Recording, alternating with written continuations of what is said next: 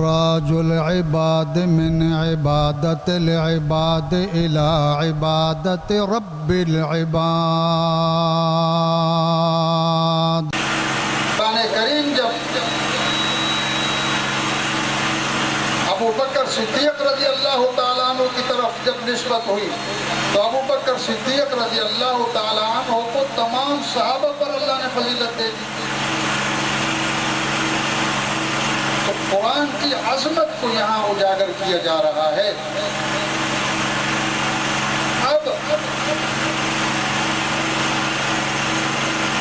امت کے جس طبقے نے اس قرآن عظیم کو سینے سے لگایا، جس طبقے نے اس قرآن عظیم کو اپنا حرز جان بنایا، امت کے جب اور جس طبقے نے اس قرآن پر عمل کیا، اللہ رب العالمین نے انہیں ہمیشہ اس دور میں سرخرو کیا۔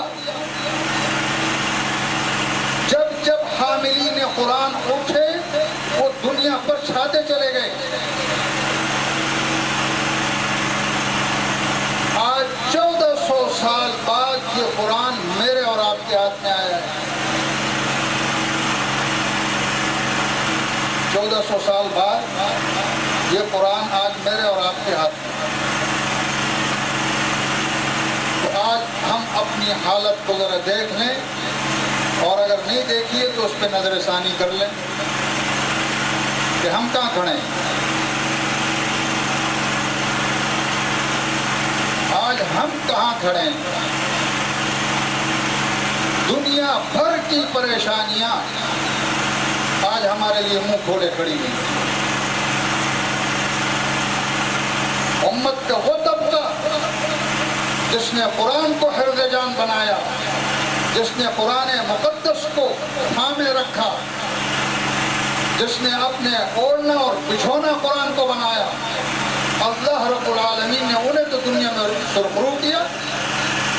لیکن جب باری ہماری آئی، آج ہمارے ہاتھوں میں قرآن ہے، تو میرے عزیز دوستو آپ خود سوچ سکتے ہیں کہ ہم نے اس قرآن کی کتنی قدر کی ہے۔ اگر ہم نے قرآن کی قدر کی ہوتی، اگر ہم نے بھی قرآن کو حرز جان بنایا ہوتا، اگر ہم نے بھی قرآن کو وہ وقت اور ویلیو دی ہوتی جو ایک مسلمان کو دینا لازم ہے، اگر ہم نے بھی اس قرآن کو پڑھا اور سمجھا ہوتا، اگر ہم بھی اس قرآن پر عمل پیرا ہوتے، اگر ہماری زندگیاں بھی اس قرآن کے بتائے ہوئے اصولوں کے مطابق چل رہی ہوتی، تو یقین جانیے کہ آج ہمارے حالات وہ نہ ہوتے جو ہیں۔ آج ہم جو ذلیل ہو رہے ہیں، ہم جو رسوا ہو رہے ہیں، ہم جو دنیا میں بدنام ہو رہے ہیں، اس کی وجہ یہ ہے کہ ہمارا وہ تعلق جو قرآن مقدس سے ہونا چاہیے تھا، ہم نے اپنے اس تعلق کو قرآن سے استوار نہیں کیا، جس کی سزا ہم بھگت رہے ہیں۔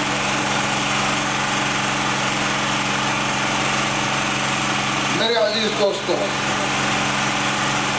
قرآن کریم جب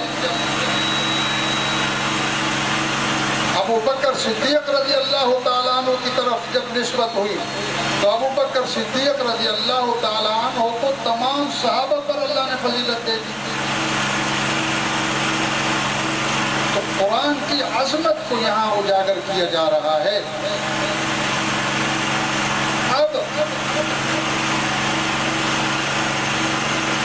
امت کے جس طبقے نے اس قرآن عظیم کو سینے سے لگایا، جس طبقے نے اس قرآن عظیم کو اپنا حرز جان بنایا، امت کے جب اور جس طبقے نے اس قرآن پر عمل کیا، اللہ رب العالمین نے انہیں ہمیشہ اس دور میں سرخرو کیا۔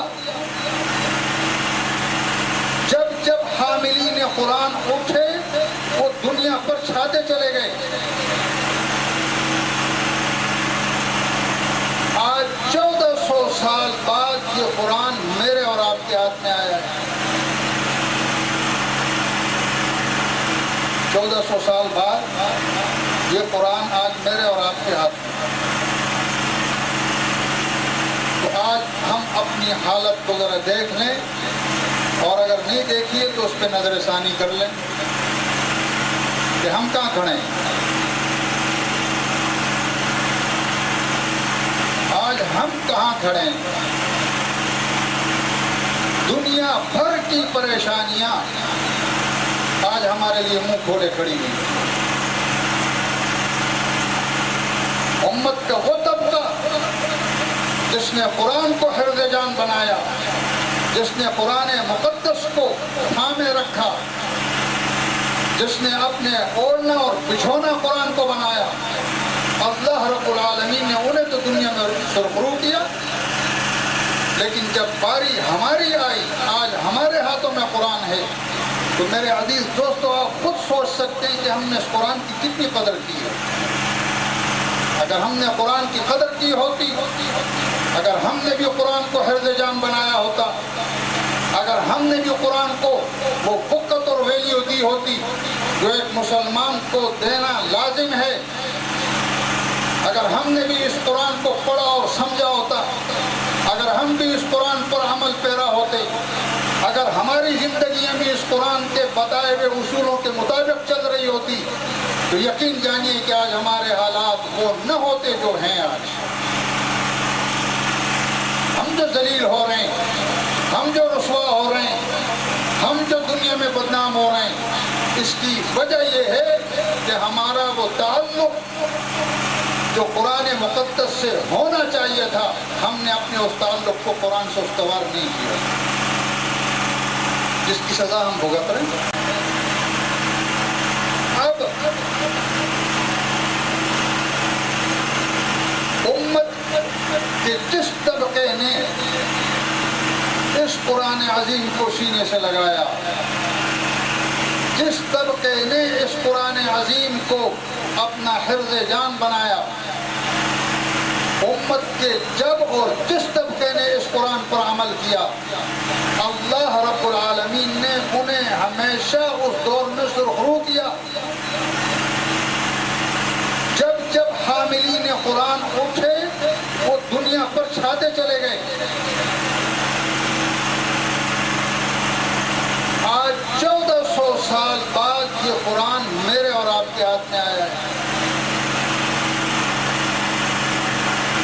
1400 سال بعد یہ قرآن آج میرے اور آپ کے ہاتھ میں.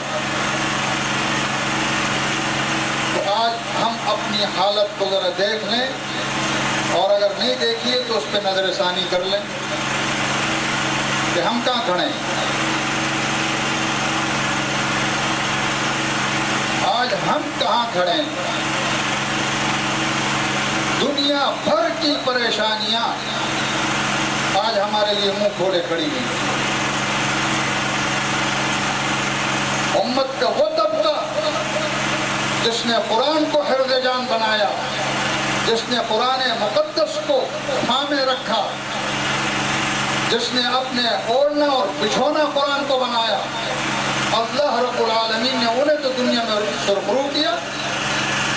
لیکن جب باری ہماری آئی، آج ہمارے ہاتھوں میں قرآن ہے، تو میرے عزیز دوستو آپ خود سوچ سکتے ہیں کہ ہم نے اس قرآن کی کتنی قدر کی ہے.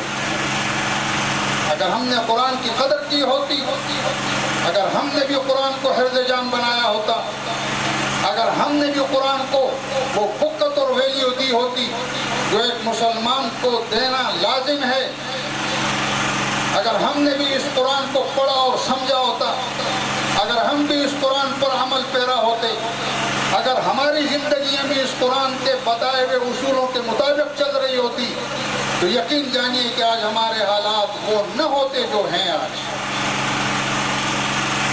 ہم جو ذلیل ہو رہے ہیں، ہم جو رسوا ہو رہے ہیں، ہم جو دنیا میں بدنام ہو رہے ہیں، اس کی وجہ یہ ہے کہ ہمارا وہ تعلق جو قرآن مقدس سے ہونا چاہیے تھا، ہم نے اپنے اس تعلق کو قرآن سے استوار نہیں کیا، جس کی سزا ہم بھگت رہے ہیں.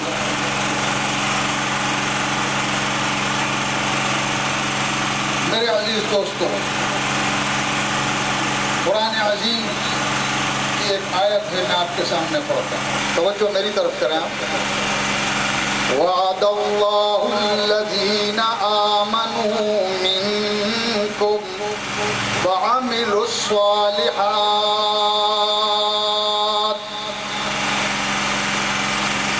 ليستخلفنهم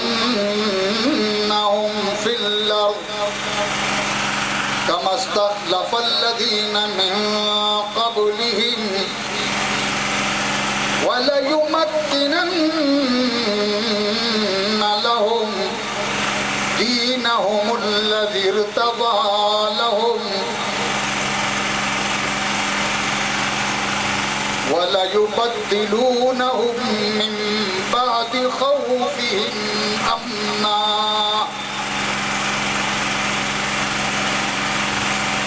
میں اللہ رب العزت تم سے وعدہ کرتا ہوں وعد اللہ الذین آمنوا منکم، مگر وعدہ کن سے؟ میں وعدہ ان سے کرتا ہوں کہ جنہوں نے ایمان کو قبول کیا. الذین آمنوا منکم، پھر ایمان کو قبول کرنے کے بعد وعملوا الصالحات، اعمال صالحہ کی چادریں اپنے ایمان پر چڑھاتے رہے، ایمان کے ساتھ ساتھ اعمال صالحہ بھی کرتے رہے، نبی کریم صلی اللہ تعالیٰ علیہ وسلم کی سنت کے مطابق زندگی گزارتے رہے. میں اللہ ان سے وعدہ کرتا ہوں لَيَسْتَخْلِفَنَّهُمْ فِي الْأَرْضِ كَمَا اسْتَخْلَفَ الَّذِينَ مِن قَبْلِهِمْ، کہ زمین پر اگر میں اقتدار دوں گا تو انہی کو دوں گا، زمین میں حکومت ہوگی تو انہی کی ہوگی، اقتدار ہوگا تو ان کا، خلافت ہوگی تو ان کی، سیاست ہوگی تو ان کی، خطابت ہوگی تو ان کی، نیابت ہوگی تو ان کی، شرافت ہوگی تو ان کی، امانت ہوگی تو ان کی، دیانت ہوگی تو ان کی. وعد اللہ الذین آمنوا منکم وعملوا الصالحات لَيَسْتَخْلِفَنَّهُمْ فِي الْأَرْضِ كَمَا اسْتَخْلَفَ الَّذِينَ مِن قَبْلِهِمْ وَلَيُبَدِّلَنَّهُمْ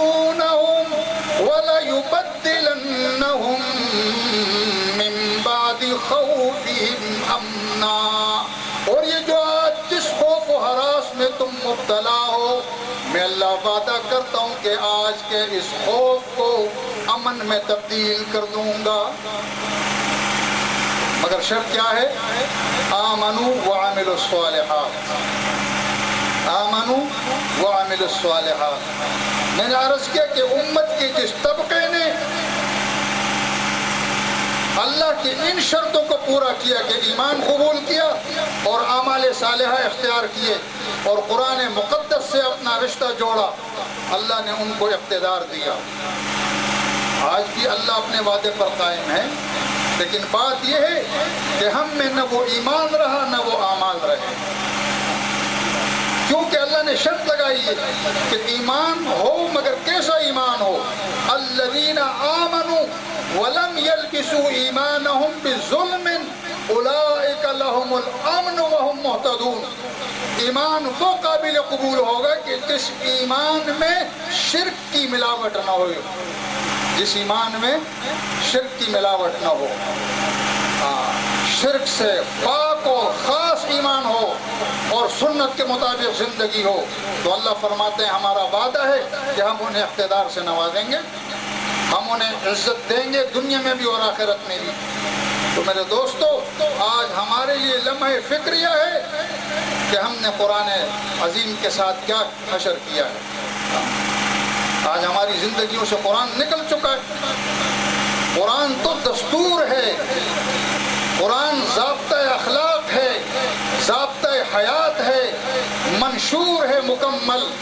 اس منشور پر اگر ہم عمل پیرا ہوتے، اس دستور پر اگر ہم عمل پیرا ہوتے تو ہم آج دنیا کے لیے مثالی قوم بن کر ابھرتے، مگر ہم نے ایسا نہیں کیا، جس کی وجہ سے آج ہمیں ذلت اور خواری کا سامنا ہر موقع پر کرنا پڑ رہا ہے. آج ساری دنیا کے اندر ایک وبا پھیلی ہوئی ہے کورونا کے نام سے، ساری دنیا کو اس نے اپنے لپیٹ میں لے لیا ہے، اور بڑے افسوس کی بات ہے کہ اس کی وجہ سے بیت اللہ خالی ہے،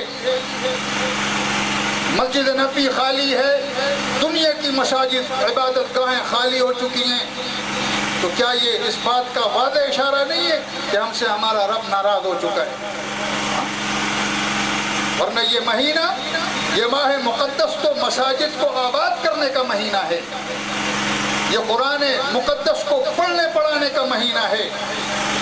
میں اس بات سے ڈینائی نہیں کرتا ہوں کہ کورونا نہیں ہے کورونا، ساری دنیا کو لپیٹ میں لیے ہوا ہے، اور جو احتیاط ہمیں بتائی جاتی ہیں وہ بھی ہمیں کرنی چاہیے، لیکن یقین جانیے کہ جب تک ہم اللہ کو راضی نہیں کریں گے یہ وبا ختم ہونے کا نام نہیں لے گی۔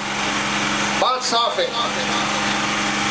لہذا یہ ماہ مقدس اس بات کا تقاضا کرتی ہے کہ خوب قرآن کریم کی تلاوت ہو، ہر مسجد میں ہو، ہر گھر میں قرآن کی صدائیں ہوں، قرآن کریم کی تلاوتیں ہوں، اور پھر اس قرآن کو سمجھا جائے، سمجھ کے پڑھا جائے، اور اللہ سے یہ عہد کیا جائے کہ اے اللہ، اس سے پہلے جو ہماری لائف گزر رہی تھی، اس سے پہلے جو ہماری زندگی گزر رہی تھی، ہم نادان تھے، ہم غفلت میں زندگی گزار رہے تھے، ہماری زندگیاں نافرمانی میں گزر رہی تھی، آج سے ہم عزم کرتے ہیں کہ آج کے بعد قرآنی اصول کے مطابق زندگی گزرے گی، تیرے نبی کے بتلائے ہوئے طریقوں کے مطابق زندگی گزرے گی۔ اللہ سے بار بار توبہ ہو، بار بار معافی ہو۔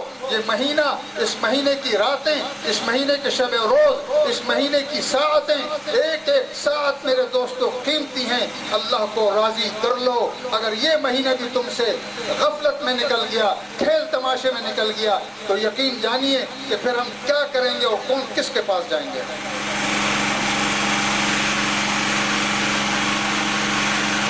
نبی کریم صلی اللہ تعالی علیہ وسلم نے فرمایا، الصیام والقرآن یشفعان للعبد، کہ قرآن عظیم اور روزہ کل قیامت کے دن بندے کی سفارش کریں گے، بندے کی بلند آواز سے بولو، سفارش کریں گے۔ یقول الصیام، روزہ کہے گا اللہ کے دربار میں، اے ربی منعتہ الطعام والشہوات بالنہار، اے میرے پروردگار، میں نے دن بھر اس کو بھوکا پیاسا رکھا، دن بھر نفسانی خواہشات سے یہ دور رہا میری وجہ سے، اے میرے پروردگار، میں اس کے حق میں تجھ سے سفارش کرتا ہوں، فشفعنی فیہ، اس کے حق میں میری سفارش قبول کر کے اس کو اے اللہ بہشت بری میں داخل کر دے۔ وَيَقُولُ الْقُرْآنُ، اسی طرح قرآن کہے گا، مَنَعْتُهُ النَّوْمَ بِاللَّيْلِ، اے ربی مَنَعْتُهُ النَّوْمَ بِاللَّيْلِ، میں نے اس کو رات سونے سے، نیند سے دور رکھا، کیونکہ یہ مجھ کو پڑھتا رہا یا مجھ کو سنتا رہا، یا مجھ کو پڑھتا رہا یا مجھ کو سنتا رہا، میں نے اس کو سونے نہیں دیا، میری وجہ سے اس کو آرام نہیں ملا رات کا۔ فشفعنی فیہ، اے میرے پروردگار، اس بندے کے حق میں میری سفارش قبول فرما کر اس کو بہشت بری میں داخل کر دے۔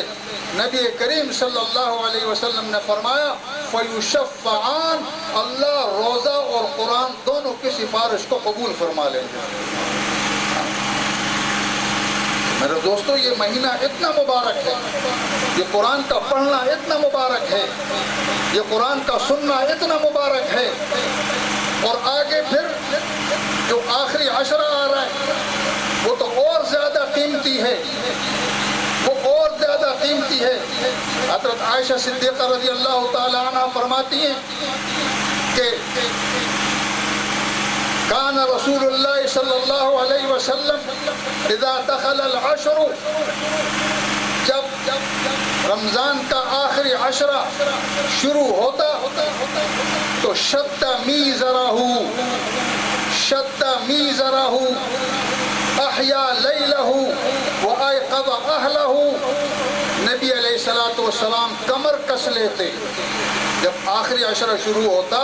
کیا مطلب؟ یعنی آپ شب بیداری کرتے، ساری رات دعاؤں میں اور اذکار میں اور تلاوت قرآن میں اور جناب اللہ کے ذکر میں ساری رات گزر جاتی. اور صرف خود نہیں کرتے بلکہ ایقظ اہلہ، اپنے گھر والوں کو، ازواج مطہرات کو بھی اور ان کے متعلقین کو بھی جگاتے کہ تم بھی اٹھ جاؤ. کہیں ایسا نہ ہو کہ ان رات کی رحمتوں اور برکتوں سے تم کوئی فائدہ حاصل نہ کر سکو. لہذا یہ قیمتی لمحات ہیں، اس رات میں تم بھی اپنا حصہ لے لو. تو اللہ کے رسول صلی اللہ علیہ وسلم اتنا اہتمام فرماتے تھے، اتنا اہتمام فرماتے تھے. تو میں تمام حضرات سے میں یہ کہوں گا، اور اگر میری آواز میری مائیں بہنیں سن رہی ہیں اور میرے یہ نوجوان اگر سن رہے ہیں تو اللہ کا واسطہ ہے، یہ مہینے اس کے یہ آخری دن ہیں، اللہ کو راضی کر لو. اور اللہ ایسی ہستی ہے، ایسی ذات ہے، آپ یقین کریں کہ وہ بہت جلد راضی ہو جاتا ہے. اس کو راضی کرنے میں دیر نہیں لگتی ہے. بس اللہ کہہ رہے تم تو آؤ نا صاف دل لے کر، صاف دل لے کر آ جاؤ. ایک آدھ آنسو بہا دو اللہ کے دربار میں، اور اگر آنسو نہیں آ رہے تو کم از کم رونے والی شکل ہی بنا دو. اللہ کہتا ہے میں منظور کر لوں گا، میں منظور کر لوں گا. تو میرے عزیز دوستو، یہ بہت بابرکت مہینہ ہے، اور یہ جو اس کا اب آخری جو 15 روزے رہ گئے، اس میں پوری کوشش کریں کہ اگر آپ عام دنوں میں ایک قرآن آپ کا ختم ہوتا تھا تو اب کوشش یہ ہونا چاہیے کہ 2 قرآن ختم کریں. اگر عام دنوں میں کوئی 2 قرآن ختم کرتا تھا تو اب ہونا یہ چاہیے کہ 4 قرآن ختم کریں. خوب محنت کرنی ہے، محنت کرنی ہے. اگر تم نے اس مہینے میں ان راتوں ہو سکتا ہے اللہ پاک یہ ساری وبائیں، یہ ساری پریشانیاں اللہ دور فرما دے. یہ تو آپ کا اور میرا ایمان ہے نا کہ یہ پریشانیاں ختم تب ہوں گی جب اللہ ہم سے راضی ہو جائے گا. اس میں تو کوئی دوسری رائے نہیں ہے نا، اللہ ہی اس کو ختم کرنے والے، اللہ ہی ختم کریں گے. صحابہ اکرام کے زمانے میں بھی تو یہ وبائیں آئی نا، کہ نہیں آئیں؟ ان کے زمانے میں بھی یہ وبائیں آئیں، انہوں نے اپنے اللہ کو راضی کیا.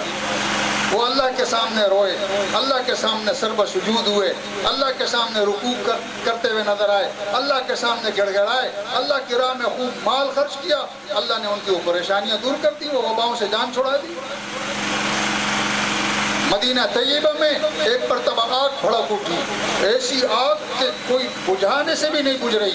لوگ پانی ڈال رہے ہیں، آگ اور تیز ہوتی جا رہی ہے. امیر المومنین حضرت عمر رضی اللہ تعالیٰ عنہ نے لوگوں سے کہا کہ چھوڑ دو پانی ڈالنے کو، جاؤ اللہ کی راہ میں مال خرچ کرو، جاؤ اللہ کی راہ میں مال خرچ کرو. لوگوں نے زکوٰۃ صدقات دینا شروع کر دیے، ادھر زکوٰۃ صدقات دینا شروع کر دیا، ادھر آگ کو اللہ نے خود بخود بجھا دیا. تو کوئی عمل کر کے آپ کو بتلانا ہوگا، اپنے عمل سے یہ آپ کو ثابت کرنا ہوگا کہ اللہ اس سے پہلے ہماری زندگیاں واقعی غفلت میں تھی، واقعی ہم کمزوری دکھا رہے تھے، واقعی ہم کمزوری دکھا رہے تھے. اے پروردگار اب ہمیں سچے دل سے اللہ سے توبہ کرنی ہوگی میرے دوستو. اس کے علاوہ اور کوئی حل نہیں. اگر ایسا نہیں کیا تو یہ کورونا آگے بہت بڑی مصیبتیں لانے والا ہے، یاد رکھنا.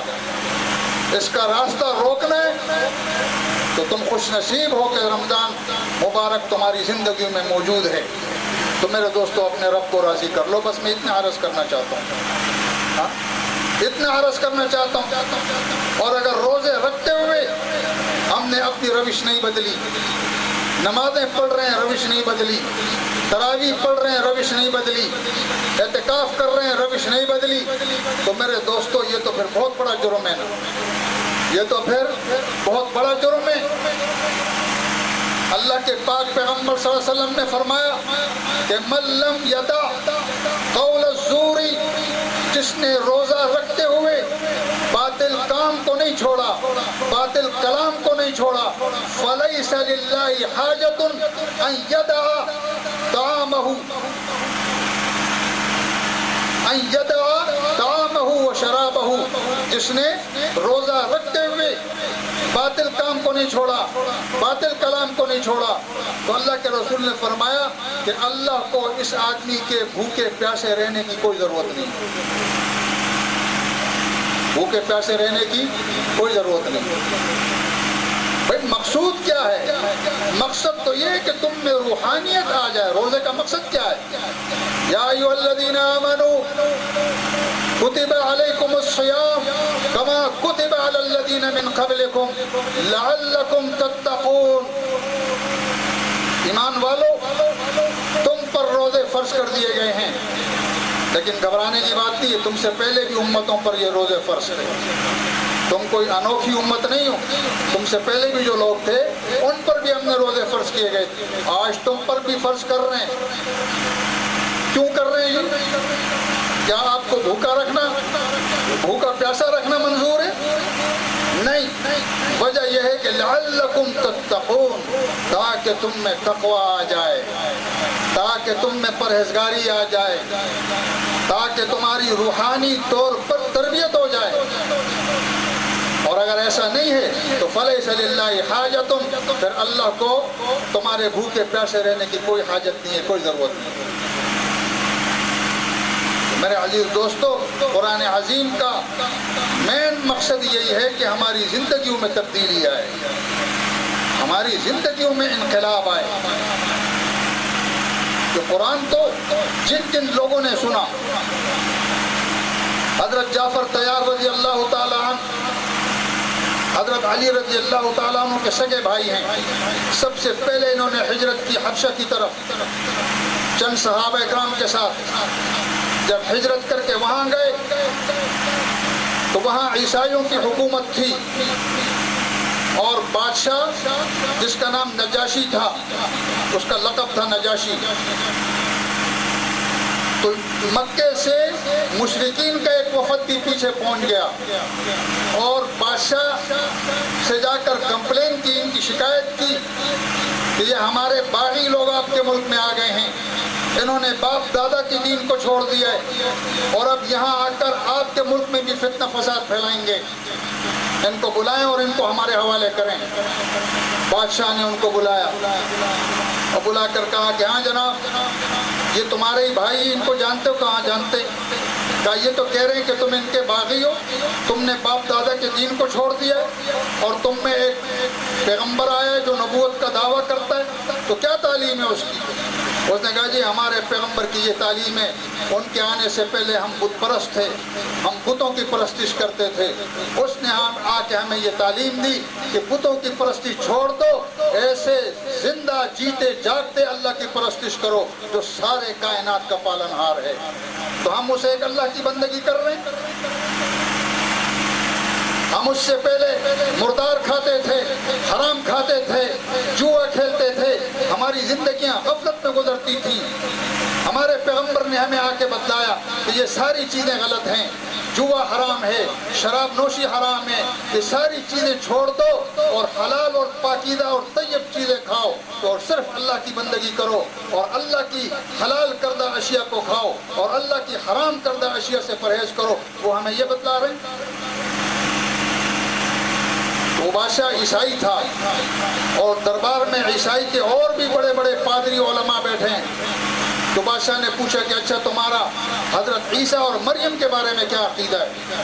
چنانچہ حضرت جعفر رضی اللہ تعالی عنہ نے سورہ مریم کی تلاوت کی، سورہ مریم کی تلاوت کی اور ایسی زبردست تقریر کی جیسے جیسے حضرت جعفر قرآن پڑھتے رہے، اور نہ صرف یہ کہ وہ بادشاہ بلکہ اس دربار کے تمام علماء روتے روتے ان کی داڑیاں تر ہو گئیں۔ یہ قرآن کا اثر تھا، یہ قرآن کا اثر تھا کہ ان کے دلوں پر قرآن نے اثر کیا اور روتے روتے ان سب کی ہچکیاں بن گئی ہیں۔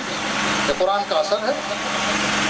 تو اللہ نے فرمایا لو انزلنا هذا القرآن على جبل لرأيته خاشعا متصدعا من خشية الله، کہ اگر ہم اس قرآن کو ان اونچے اونچے پہاڑوں پر نازل کرتے اور ان کو سمجھ بوجھ اور شعور دے دیتے جیسے انسانوں کو دیا ہے، تو اللہ کے خوف سے یہ پہاڑ ریز مریز ہو جاتے، ریزہ ریزہ ہو جاتے یہ پہاڑ۔ قرآن کتنی تاثیر رکھتا ہے اپنے اندر، ہاں قرآن کتنی تاثیر رکھتا ہے۔ تو کیا وجہ ہے کہ آج ہمارے دلوں پر قرآن اثر نہیں کر رہا ہے، ہم پر قرآن اثر انداز نہیں ہوتا ہے؟ اور آج قرآن کو نہ صرف یہ کہ عوام نے چھوڑ دیا ہے بلکہ مولویوں نے بھی قرآن کو چھوڑ دیا ہے۔ آپ مساجد میں جائیں تو قصے کہانی بتا کر آپ کو چھوڑ دیں گے، بہت کم ایسے اللہ والے لوگ ہوں گے جو آپ کو قرآن سنا رہے ہوں گے، ورنہ تو قصے کہانی سنا کر بس بات ختم کر دیتے ہیں۔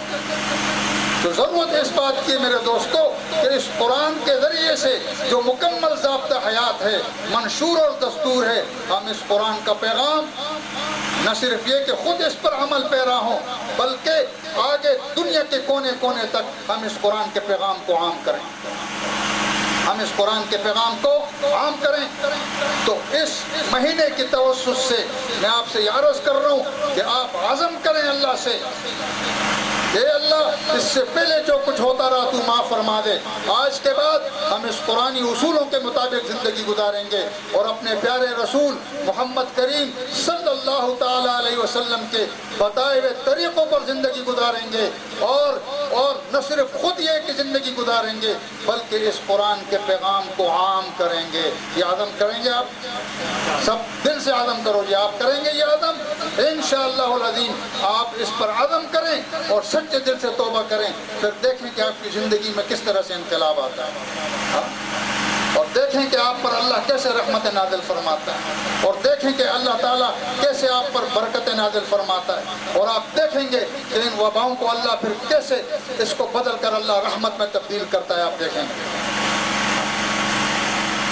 بات یہ ہے کہ اللہ فرما رہے انتم الاعلون ان کنتم مؤمنین، بھئی تم ایمان والے بن کر تو دکھاؤ پہلے، ہاں ایمان والے بن کر تو دکھاؤ تم۔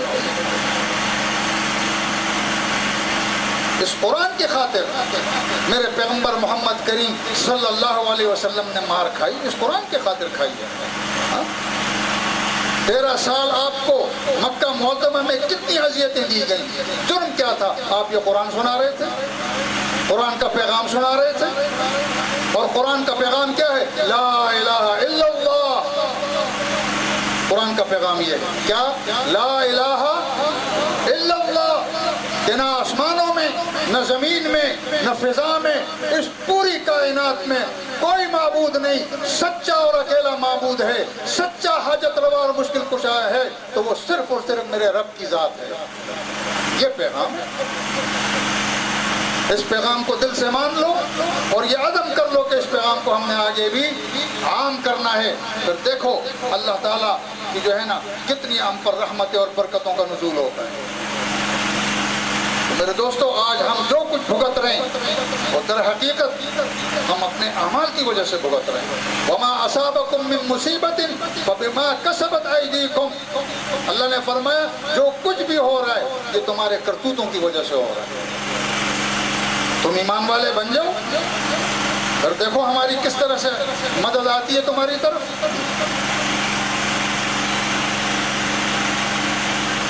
بڑا باعث برکت یہ گھرانہ ہے کہ جس گھر میں تراویح ہوئی، اور بڑے باعث برکت وہ لوگ ہیں جنہوں نے اس تراویح میں قرآن کو سنا، اور بڑے خوش نصیب اور باعث برکت ہیں کہ جنہوں نے قرآن کو سنایا۔